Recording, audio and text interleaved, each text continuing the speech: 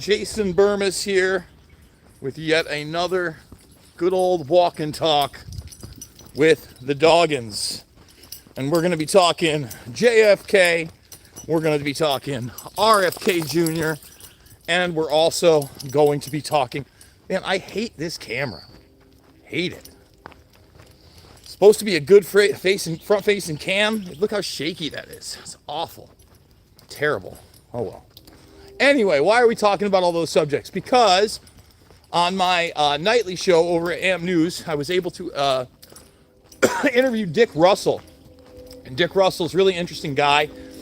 He's a guy that's done great work on the JFK assassination, had done work with Robert F. Kennedy Jr. in the past, written 2 books on environmental corruption with him. And then, on top of that, just wrote The Real RFK Jr. and started it before RFK Jr. was going to decide to run for president. Okay? So, really interesting conversation. He also wrote 3 books with Jesse Ventura. And he even gave a story of how they all met together, believe it or not. So Ventura was introduced to RFK Jr. in the Baja by Dick Russell, this author. And even then, Ventura apparently, while they were out in the water, okay, had said to him, you know, dump the Democratic Party and let's go do it. Let's go lead. Let's president and vice president, he said. It's a pretty tall order, Jesse. Obviously, it did not happen. RFK Jr. even then said, I'm a Democrat. I'm not leaving the Democratic Party. Another question that I had for Russell. And by the way, guys, if you're missing Making Sense of the Madness, I mean, I love it. It's such a... Come on, buddy. Come on, buddy. It's such a different flavor than what you normally see me do. And tonight's monologue on Making Sense of the Madness was like a 5-minute, maybe 6 or 7 minute. I haven't gone and rewatched it. Concise, yet I think powerful expose on the McGregor situation. So much gets done on that show. We even end up talking a little bit about Bill Barr at the end there with Chris Paul. But Dick Russell was so generous with his time, great with the stories. He even brought up Jonestown out of nowhere. So, you know, I had so much to discuss with the guy. On his website, dickrussell.org, he also had a subsection on the 2018 release of the JFK files. And I asked him in particular if there are any files that he thought were really important. And he's like, you know, it was really the non-release. The fact that the really good stuff didn't get released. He's like, there was some stuff here and there, but it wasn't that significant. And, you know, these people are doing everything that they can to hide the relationship between Oswald and the Central Intelligence Agency. I even brought up Warren C. DeBrew. I thought that was also an interesting conversation. But he brought up Jonestown out of nowhere because I was talking to him about certain things that had surprised him while he was doing research. 9/11. You know, Dick Russell did those books with Ventura. There's no doubt that 9/11 has big questions. And he's like, look, I'm not a conspiracy theorist. I'm an investigative journalist. Join the club, Mr. Russell. Join the club. I got to tell you guys, it's nice to get out of the house. This is actually the second walk of the day for myself and Smokey.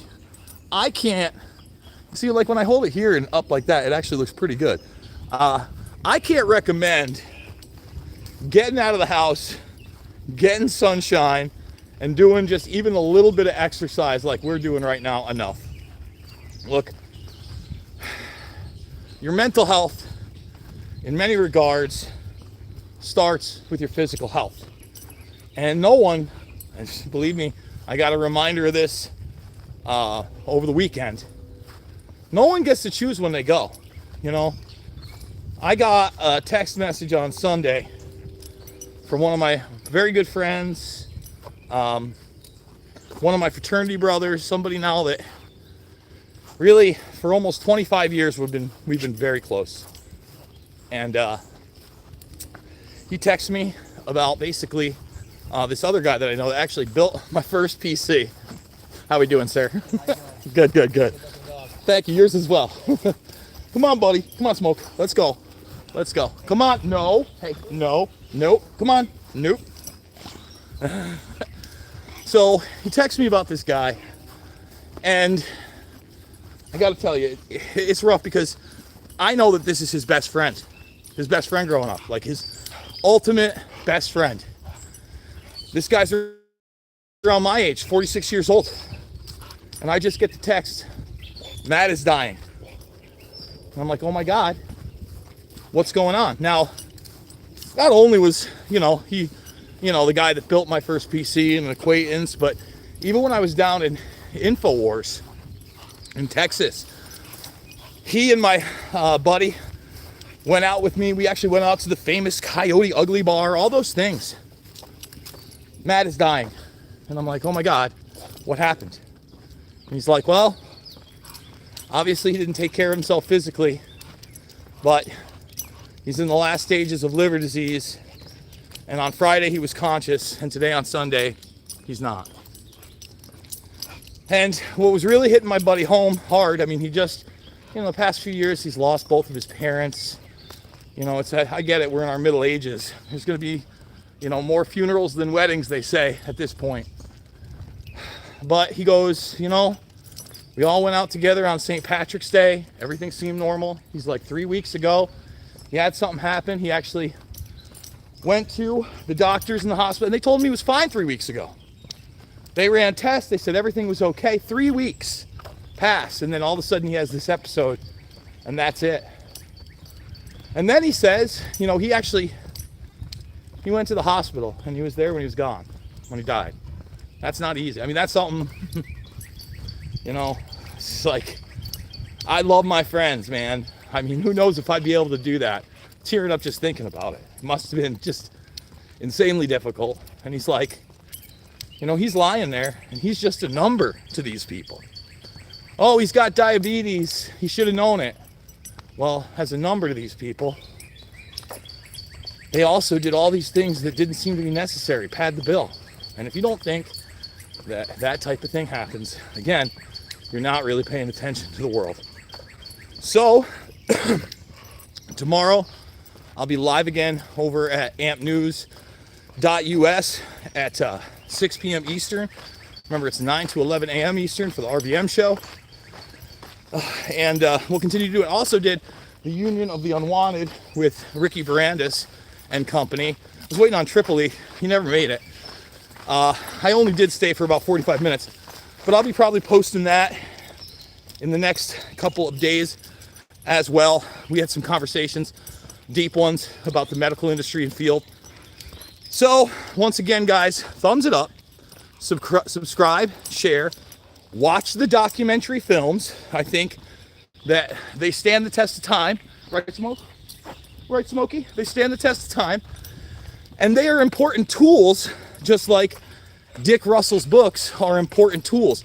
I mean, Russell's got 3 books with Ventura, 63 documents the government doesn't want you to read. I forget what the JFK book is.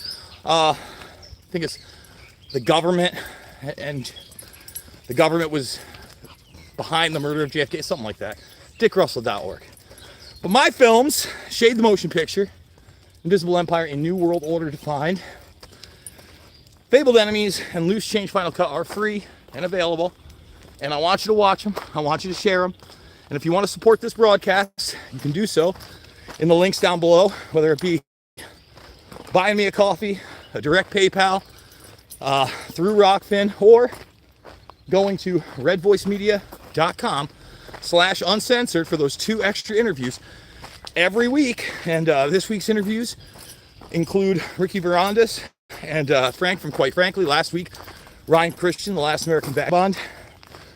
Really quality stuff. And I think I put out the Stuart J. Hooper interview for free as well. So redvoicemedia.com/uncensored. Check it out. Park is packed. I was in the isolated region. If we kept going, hundreds of people down here. It's softball night. It's deck hockey night in Iowa. It's family night. God bless you guys. I love you. And we'll see you on the flip side.